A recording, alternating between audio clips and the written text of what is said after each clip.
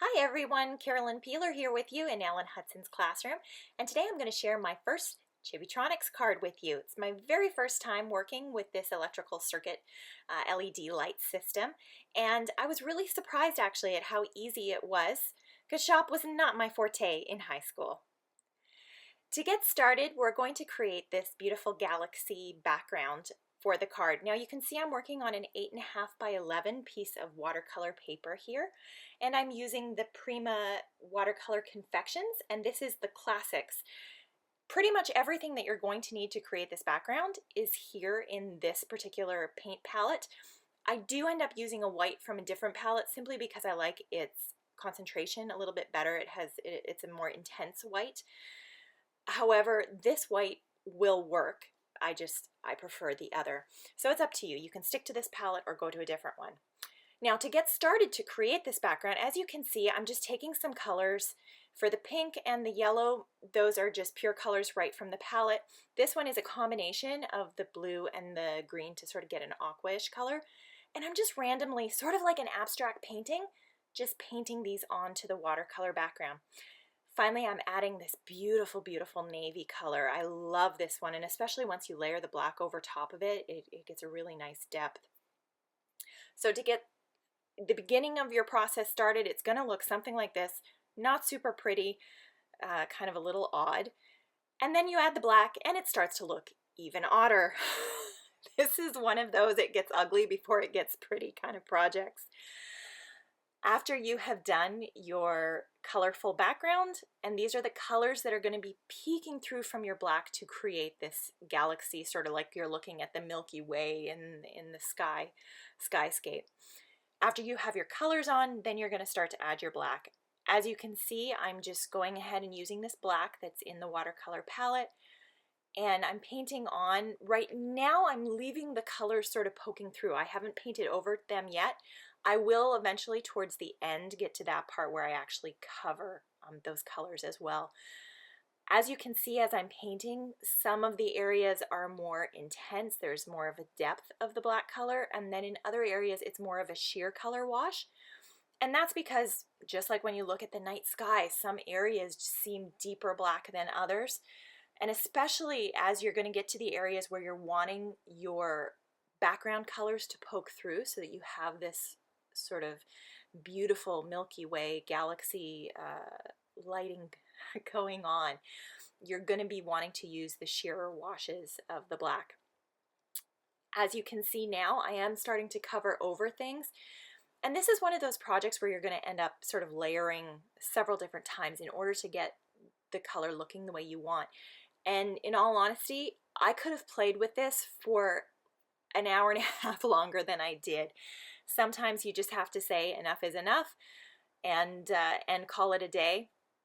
But yeah, this is one of those that you could play with forever.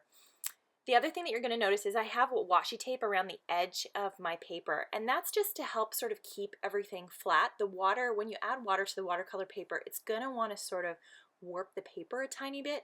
Generally they'll dry flat, but this is sort of a nice way to speed up that process, especially if you are working in it's sort of a little bit of a time constraint. By taping it down, you can paint, then use your heat gun to dry things, and you won't have that bend or warp of your paper that you frequently will if you don't tape it down.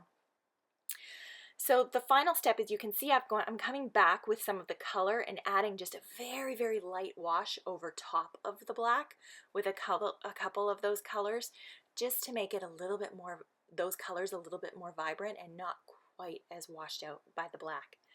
So I'm calling it a day here, and it's up to you. As I say, you could keep playing or you can call it a day.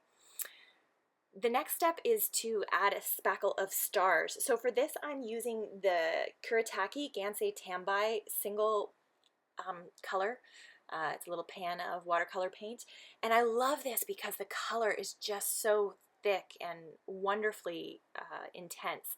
So what I've done is I've sprayed some water into my little pan there, and then gotten some of the paint onto the tip of my brush, got it nice and wet, and now I'm just simply flicking the edge of my brush, the tip of my paintbrush, with my fingers. This is a number 10 brown brush. I love that brush for painting. It's the same brush that I used to actually paint this galaxy background. Now, after I've flicked it, usually what I will do is I will come in now with the very tip of my brush, and I will simply add a little dot on top of some of those little stars, because what you'll find is that depending how big your little spot is, when it dries, it can be fairly light, and I definitely want some of those stars to be quite a bit darker. So from time to time, I will come in and with my paintbrush just make a couple of them a bit thicker. So you're just going to keep spraying to your heart's content until you get it to where you like it. At that point, you can cut your background into the card size that you're going to use for your card front. And for this one, it's just slightly less than an A2 card size. Now I am using the Ellen Hudson Sparkle stamp set. And this is a Christmas stamp set, but I love showing how it can be used beyond the holiday season. And for this one, I'm actually stamping the stars. There's a single star, and then there's a set of spray stars. And so I've stamped those with Versamark onto the galaxy background, then sprinkled it with some Ranger white embossing powder, and then heat embossed it. And after I did the first set, then sort of it's easy to see where you might need a couple more so that your stars don't sort of appear to be randomly starting and stopping in a really unnatural sort of way. So I've added a couple more sets here. I'm going to go ahead and emboss those ones, and then my stars will be ready to go.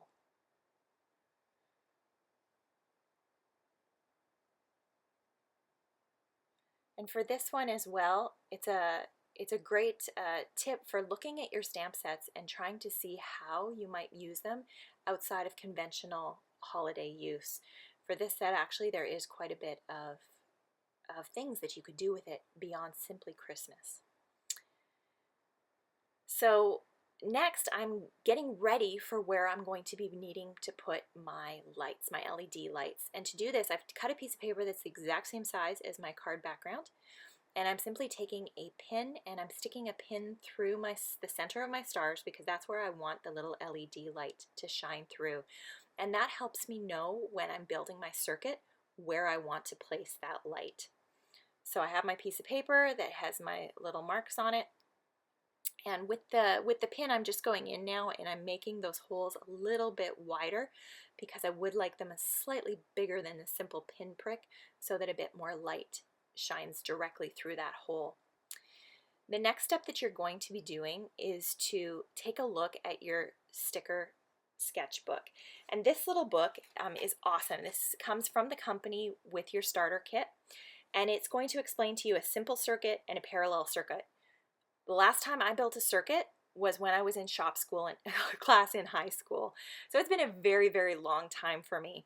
This book was invaluable. I really thought that this would be a real stretch for me, but after looking through the book, actually it's fairly understandable. So they suggest that you draw out your circuit plan so that you know exactly where you're going to place everything and you have it all prepared and ready to go. And so as you can see, I'm using the starter kit. So the starter kit came with this book. It comes with some LED lights and your copper tape and several other things. The copper tape is what you need in order to create this circuit so that the current can flow through it. And you're wanting to match your negatives. You're going to want it to create two runs of this copper tape, basically one that connects all your negatives, one that connects all your positives, and then it goes back to the battery. Now the little book that they provide in that starter kit, amazing, very simple, very easy to understand. And as opposed to me necessarily walking you through everything here, I think it's just invaluable to say, if you like me, haven't built circuits since you were in high school and in a shop class, then this book is definitely something that you're going to want to, the starter kit is what you're going to want to pick up, because the book obviously was written by electricians or people who are in that field, who did a really great job of explaining it to a lay person like myself, so that I was able to create this circuit without much of a problem. So in the bottom right there, you can see I have a circle, and that is where the battery power is going to be. And then I have a line where the negative is going to be, and then this is the line that I'm building here is the line for the positives. So this is, I put it on a little flap, and the flap is going to be bent over to touch the top of the battery. The other line meets the bottom of the battery so that you create this, this circuit. And the other thing is you're wanting to use one continuous piece of copper tape for each line. So for the positive line, one piece, and for the negative line, one piece. Because you can't really join a line. It's going to create issues with your current.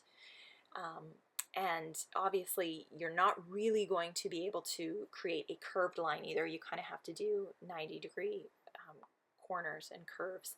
And that's something where if you haven't worked, I've done a lot of jewelry work, and so I've worked with copper tape with soldering in my jewelry work, so I'm a bit familiar with how to do that. But if you haven't done that, then that's something that might take a little bit of practice to get that 90-degree turn to work well without ripping the copper tape. But it's not too bad. It's just sort of something that you fiddle with a little bit, and you'll figure it out generally pretty easily. So now I just sort of was testing there to make sure that everything was fine. Now these are the actual little lights that you use, and they're on a sticker backing, so you're going to peel them off. They're little triangles, and one side of the triangle is going to have a plus on it, and one side is going to have a negative on it. And so what you're going to want to do is place each little triangle so that the negatives are all pointing in the same direction, meaning the line is connecting all the negatives, and then that a line is connecting all of the positives. So in this case, my positives are the line that starts at the very bottom of the card and then sort of goes out the outside left. My negatives are the ones that start sort of in the middle of the card, and it's the inside track. So I'm placing these little stickers down, and remember those little pinpricks that I made earlier? Those are what are telling me sort of where I need that line to be. And I'll take a look here. I'm folding it over. Two of my lights worked. One was not having so much luck, so I just readjusted it because I noticed it wasn't fully on the copper tape. So I'm going to readjust it, and then I'll fold it over, and it will, all three will work. There we go. It's working! Eureka! We've got it. So now that I've got my circuit ready, now I'm going to start to put the card itself together. As you can see here, I have pop dots or dimensional adhesive. And what I'm going to do is I'm going to be sticking the two pieces of the card together, my card front and then this back that has the circuit on it, using those pop adhesive, the pop dots. And that just creates room for my circuit because you're not going to be able to glue it flat to each other because you have the bulk of the battery in there. So I've used the pop dots to stick them on, and then when you press on the bottom right of my card, that's how the lights come on, because when it's in a normal position, the copper tape is not touching the battery. You actually have to press it down in order for it to touch the battery. So there we go. I felt so dang proud of myself there. So finally we're going to add the greeting to the card, and once again this is that Christmas set that 'tis the season to sparkle, and I'm using just the sparkle part. Now on the stamp it has the top line which is clearly a Christmas line, so I'm just inking the sparkle on the bottom, and I am doing that with a Versamark ink pad. It is a lot easier to use the Versamark pen if you have that. I had one, but for the life of me, I could not find it in my supplies when I was working on this project. So I am using the ink pad here, but if you have the pen, I would really encourage you to get that and use that as opposed to the ink pad. And if you don't have it, it's a great supply to add to your arsenal. So I have just a strip of vellum that I've cut here, and please don't mind my hair. And I'm stamping it onto the vellum. And then I'm also using the Ellen Hudson alphabet set, and I've laid out the letters YOU so that the saying now becomes You Sparkle. Now I'm sprinkling some white embossing powder on it, and I'm going to heat set it here, heat emboss it. So we have this beautiful You Sparkle, and that is going to be put onto the bottom of the card, and I've just used some Ranger adhesive, double-sided adhesive, stuck that onto the vellum, and then put the vellum onto the bottom of the card so that that greeting is there. And I believe we're going to see the assembly here of the card coming up here. So as you can see, the adhesive is on the back of the little strip. So I'm peeling off the adhesive, then I'm going to stick the greeting on the back, or sorry, across the bottom of the card. Got it where I like it. Now I'm going to stick it, and then I'll use my scissors to trim the two sides. And as far as my card base, that is going to be made with Nina Solar White paper. So I've cut an A2 card size, and I'm going to go ahead and glue this particular card front centered onto the card that we make with the cardstock. And this card front is slightly smaller than the A2 size, so that's why you have a nice little border around the edge of the card when you go to glue it down. So it's going to look something like that. And I did play a little bit with offsetting it to the left, whether I wanted to do that or not, but I quite liked, I ended up liking it centered a little bit better.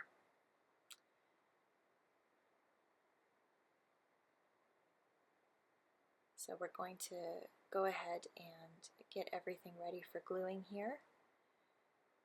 And I had a little bit of issue getting my tape dispenser working. I don't know if you have that problem too. I use it, I try to use it sometimes on mediums that I shouldn't necessarily. And so then when I go back to paper, sometimes I have a bit of an issue getting it started. So anyway, you can go ahead. This is a dry adhesive. Liquid adhesive could possibly work, but you don't necessarily want anything to interact with the circuits. So if you use a wet adhesive, I would say you use as dry a wet adhesive as possible, because you don't want it to soak through onto the circuit. Once you have your adhesive there, you'll stick it onto your card front so that you have a fully functioning card. So there you go. It's actually a fairly easy process to build these cards. It seemed a little bit intimidating to me, this particular product. But as I say, the book that comes with that starter kit, oh my goodness, so helpful, very easy to understand, and it makes it a very easy process. So thank you so much for joining me today. I hope you enjoyed the card, and if you have any questions, feel free to leave them in the comments. I'm always happy to try to help you out if I know the answer. Thanks so much. Have a great day.